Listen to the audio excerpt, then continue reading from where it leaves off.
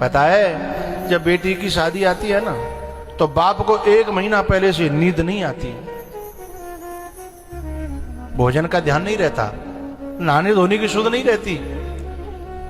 जब 3 दिन रह जाते हैं ना, अरे भैया अभी तो ये रह गया, वहां कार्ड नहीं दिया, ये रह गया, वो रह गया। कोई कहेगा भोजन रोटी खा लो, अरे फुर्सत कहाँ है। लेकिन जब वो विदा हो जाती है ना, ऐसा गिरता है खाट पर, बेड पर ऐसा गिरता है, फिर कहता मुझसे कोई बोलना नहीं, मेरे कलेजे का टुकड़ा मुझे छोड़ करके चला गया। बचपन से लेके तब तक की याद है उसे सताने लगती। ऐसे बोलती थी, ऐसे खेलती थी, ऐसे डोलती थी, ऐसे प्यार करती थी। वो सब बातें उसके कलेजे पर, हृदय पटल पर मड़लाने लगती हैं। भारत देश में बेटी का विदा करना बहुत बड़े कलेजे पर पत्थर रखना है। जब वो गिर जाता है ना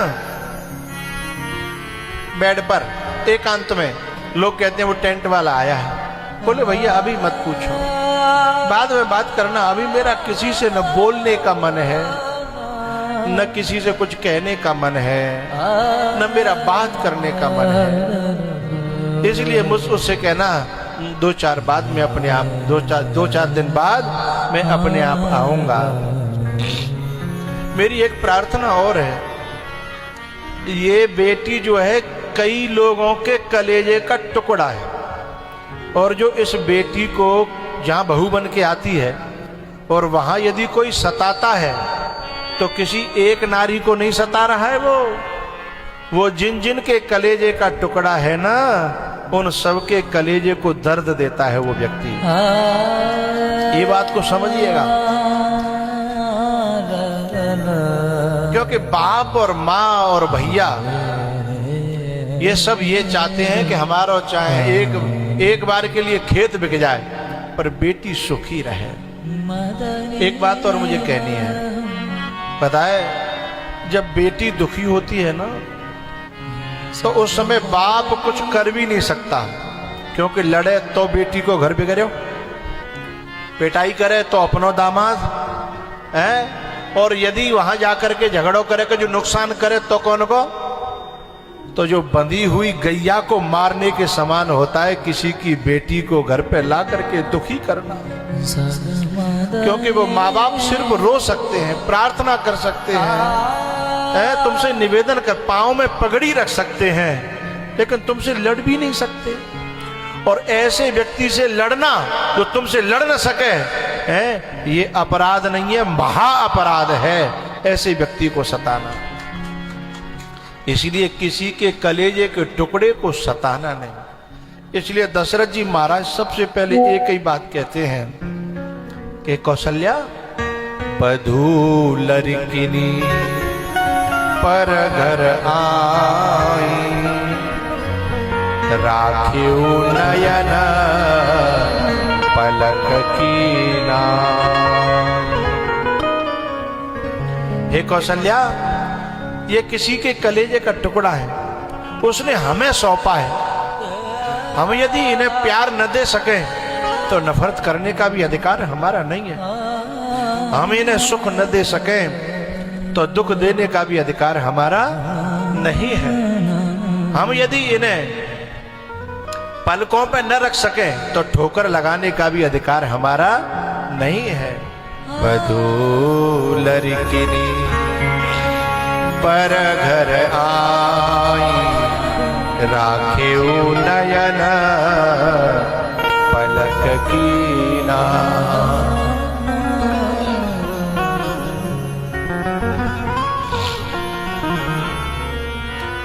हे सुमित्रा, एक ही इन बच्चियों को अपनी बेटी की तरह रखना, अपनी बहुओं को, ये तुलसी का पौधा है, इनको सींचना, ये घर को हरा भरा कर देंगी, ये घर को फल और फुला देंगी, इस घर में खुशियां भर देंगी।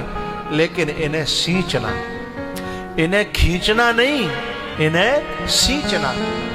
खींचने से तुलसा जी हरी भरी नहीं होती, सींचने से तुलसा जी हरी भरी होती है।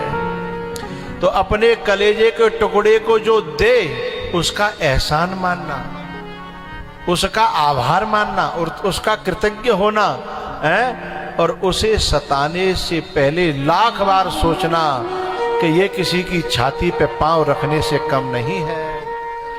दशरथ जी महाराज ने तीनों रानियों को समझाया और तीनों रानियों ने वादा किया कि हे महाराज आप चिंता न करिए, शायद ये अपने मायके में इतनी खुश नहीं रही होंगी जितनी खुश ये मेरे यहां रहेंगी। सचमुच में सास वो है जो अपनी बहू को बेटी से भी ज्यादा प्यार करे, क्योंकि जीवन तो बहू के साथ ही कटना है ना, सेवा तो बहू करेगी ना।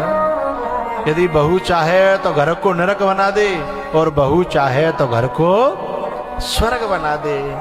तुलसी का बिरवा है, सींचिए, कहीं वो नागफनी न बन जाए, हैं?